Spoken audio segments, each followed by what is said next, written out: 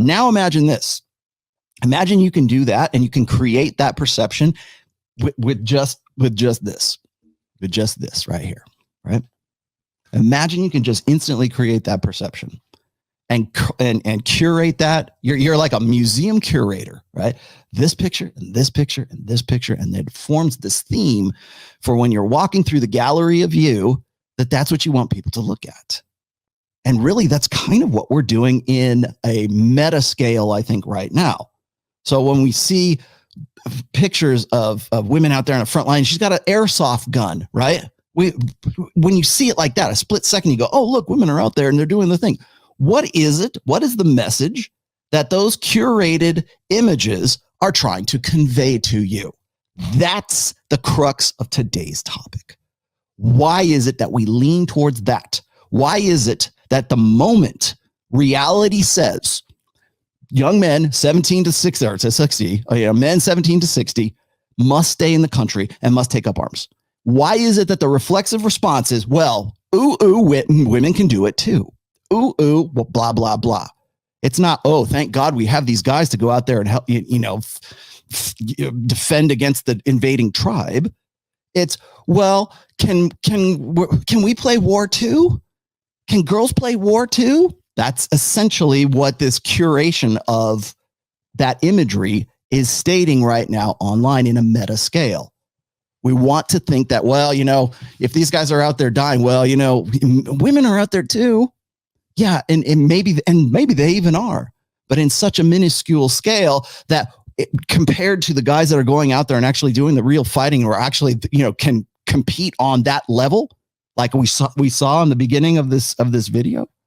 Like I saw then thank you very much again, Poor Man's Podcast. But when we were looking at the comparisons there, that's what I'm talking about. How do you cultivate an imagery after watching that? How do you say, well, you know what? Maybe you're right. At what point is rationality and empiricism and seeing it in black and white right there, reality of it in front of you? At what point do you go, you know what? You're right. Because I'm going to say right now that those ego investments, particularly in the fempowerment narrative, don't die easy, but they're going to. They're going to very, very soon. If not within the next year, certainly along the way, we're already developing into that.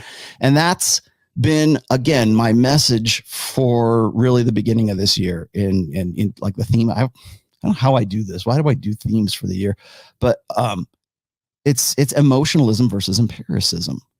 And there's nothing more empirical and more in your face real than people actually dying in war. And so how do you go and say, well, women are out there doing it too? No, not in the same numbers. And they're certainly not by the same requirements, because that when reality calls, men have to answer that call. Women have the option and the luxury to, for the most of it. And even when they don't, they will still pretend that they do, because it's a good opportunity to what? To cultivate the image. Just like, let's see, where do we go here? Where is she? I thought I had her on here, the airsoft girl. Oh, here it is. Oh, this is freaking awesome. You guys will love this one. Where we go? No. There she is. Former Miss Grand Ukraine joins the fight against the. She's joining the fight. Here we go. Join up, ladies. This is the girl with the airsoft gun. Okay, so YouTube, this is not actually a real weapon, okay? Or not an actual live fire weapon, okay? So just understand that this is a sort of a hobby thing, okay? Just so you know, this isn't actually me saying, oh, there's a weapon, okay? It's not. Just have to put that out there because I certainly wouldn't want anybody to get the wrong idea. All right, so here we go. Former Miss Grand Ukraine joins the fight against the Russian invasion. This weapon right here is an airsoft gun. So a beauty queen and former Miss Grand Ukraine has apparently traded in her high heels for combat boots, joining the Ukrainian military in its push against the Russian invasion. Anastasia Lena, Ukraine's 2015 representative in the Miss Grand International Beauty Contest, has answered the call to defend her home.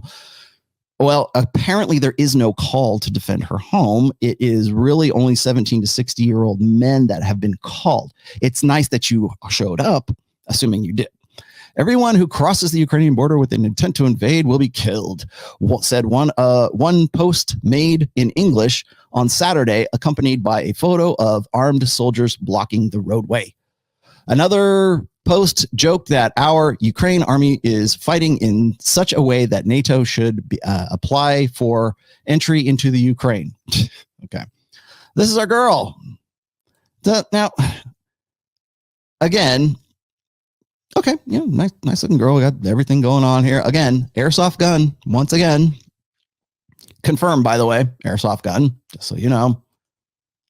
And again, we're going to talk about how, like, this is, again, perception. This is so if you don't know nothing, if you don't know nothing about weapons, which is a lot of people, if you don't know a lot about international affairs, if you don't know the history of the Ukraine, and I'm not saying that I do, I'm not even saying that I do. I'm saying that the perception, what's the perception that you have after that? Maybe I should just ask the question, like, what's the perception that you have? And instantly, bam, you're on to the next thing.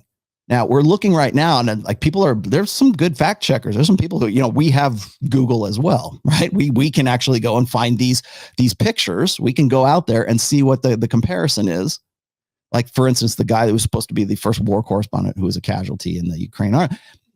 No, he was dead probably in 2018. We can see that. We can say that. Here it is. It's fake news. It's right there in your face from CNN, from these news sources.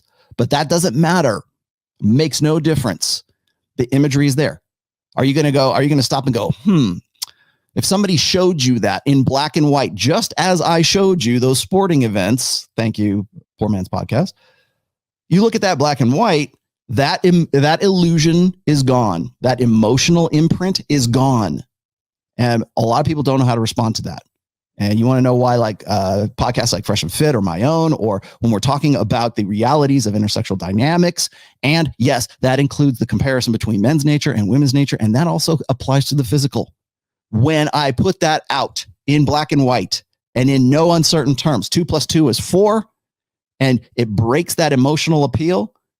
That emotional appeal is made when you see images really quickly and you move on to the next thing. And even if it's disproven later, the image is more valuable than anybody calling you out on it. In fact, that right there is a business model. To put out this imagery, to put out this perception, and even when it's proven 100% verifiably, empirically false, doesn't matter. Because by then, they moved on to the next image. We moved on to the next emotion. We move on to the next perception. So you can go back and say, hey, this was bullshit. And people go, yeah, that's a damn shame.